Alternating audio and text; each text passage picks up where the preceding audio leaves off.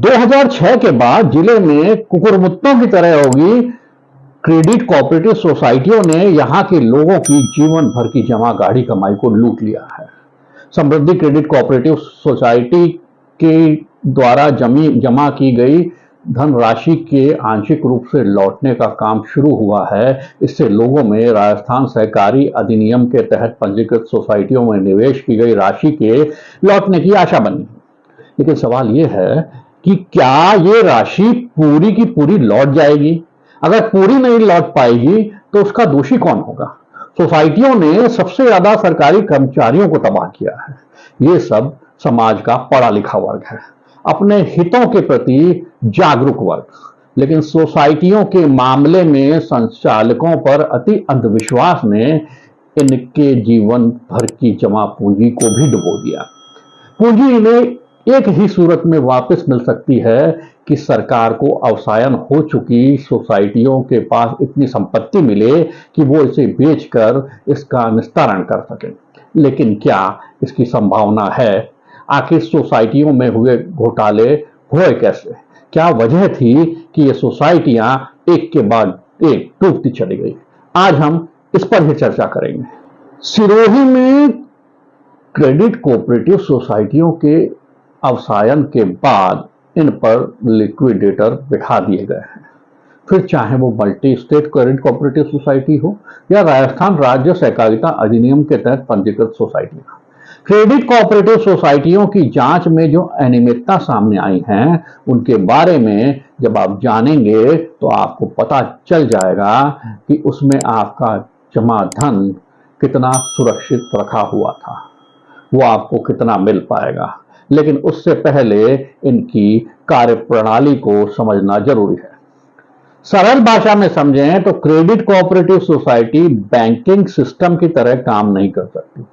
मतलब वो जिसे चाहे उसे लोन नहीं दे सकती, न ही जिसका चाहे उसका पैसा जमा कर सकती है। इसमें रुपयों के लेन देन होने के लिए जमाकर्ता व ऋणियों को उस सोसाइटी का सदस्य होना जरूरी है। तो यह माना जाता है कि ये सोसाइटियां इसी पैटर्न पर काम कर रही हैं। संचालक समिति के द्वारा सभी सदस्यों को जमाओं और ऋणों की जानकारी देने के लिए वित्तीय वर्ष के अंत में एक साधारण सभा आयोजित करवानी जरूरी होती है। इसमें सोसाइटी का नफा नुकसान का सारा लेखा जोखा रखा जाता है। सिरोही में अधिकांश सोसाइटियां वित्तीय वर्ष के अंत में यह साधारण सभा करवाने की कागजी खाना पूर्ति तो करती थी, लेकिन वास्तविकता में ये होता नहीं था। कोरम लायक लोगों से प्रस्ताव रजिस्टर में हस्ताक्षर करवा लेती थी और उसी में अगले वित्तीय वर्ष के निर्णय ले लिए जाते थे। संचालकों के प्रति सिरोही जिलों और बाहर इतना अंधविश्वास था कि इन लोगों ने कभी सोसाइटी की कार्यप्रणाली और उसमें जमा अपने धन की स्थिति जानने की कोशिश तक नहीं की। इसका खामियाजा उन्हें आज भुगतना पड़ रहा है। अवसायन के बाद इन सोसाइटियों के दस्तावेजों से जो जानकारी सामने आई वो वाकई ये जताने के लिए काफी है कि कुछ सोसाइटियों को छोड़ दिया जाए तो शेष सोसाइटियों के संचालकों ने सोसाइटी में जमा धन को अपना धन समझकर जबरदस्त फिजूल कर खर्च किया। सिरोही में क्रेडिट कोऑपरेटिव सोसाइटी की कार्यप्रणाली और उसमें हुए नुकसान को समझने के लिए एक छोटा सा उदाहरण देखिए कि मान लीजिए 1 जनवरी 2022 को 150 रुपए की जमा के साथ एक सोसाइटी खोली गई। शुरुआती जमा 150 रुपए में से इसने लोन वितरण भी शुरू कर दिया। कुल जमा धन में से 100 रुपये का बड़ा लोन 24% के ब्याज दर से एक ऋणी को दिया गया। इनके पास अब 50 रुपए शेष बच जाते हैं। वर्ष के अंत में साधारण सभा से पहले ये लोग जो 100 रुपये का लोन दिया होता है उसे जमा तो नहीं करते थे, लेकिन अकाउंट में ब्याज समेत 124 रुपए जमा दिखा देते थे।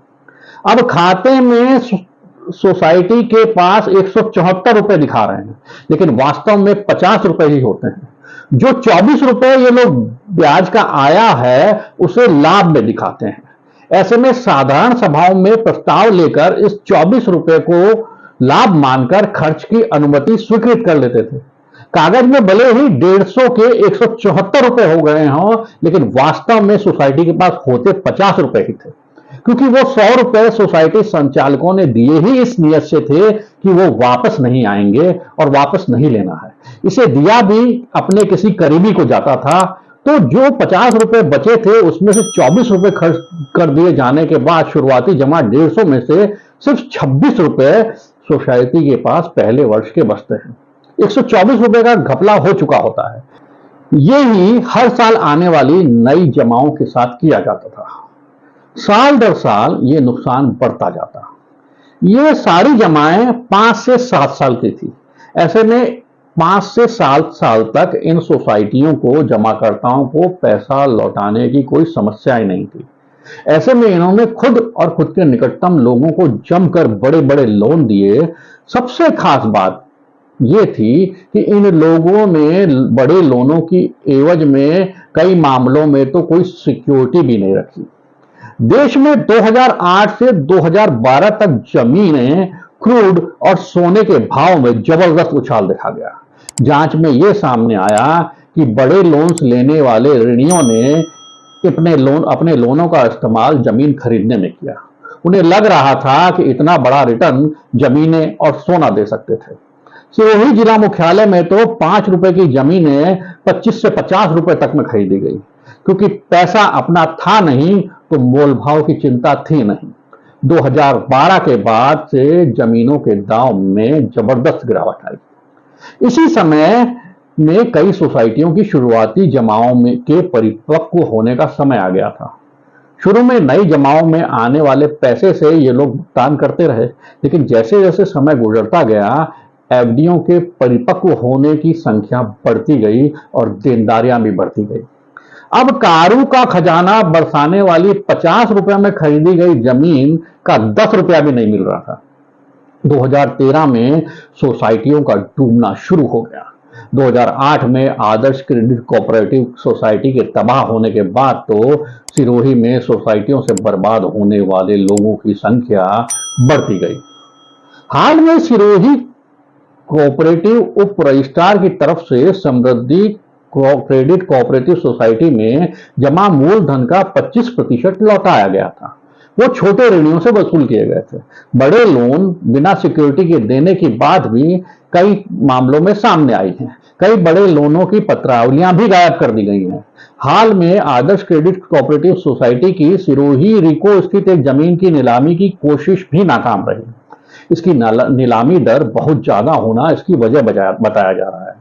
सिरोही जिला मुख्यालय जैसे नॉन रिटर्नेबल कस्बे में, जिसमें अगले 50 सालों तक लोगों की प्रति व्यक्ति आय की बढ़ने की कोई ज्यादा गुंजाइश नहीं है, वहां पर सोसाइटियों के पैसों से इतनी महंगी जमीनें खरीदी गई, इतनी माउंट आबू, आबू रोड और शिवगंज जैसे व्यवसायिक शहरों में भी नहीं है।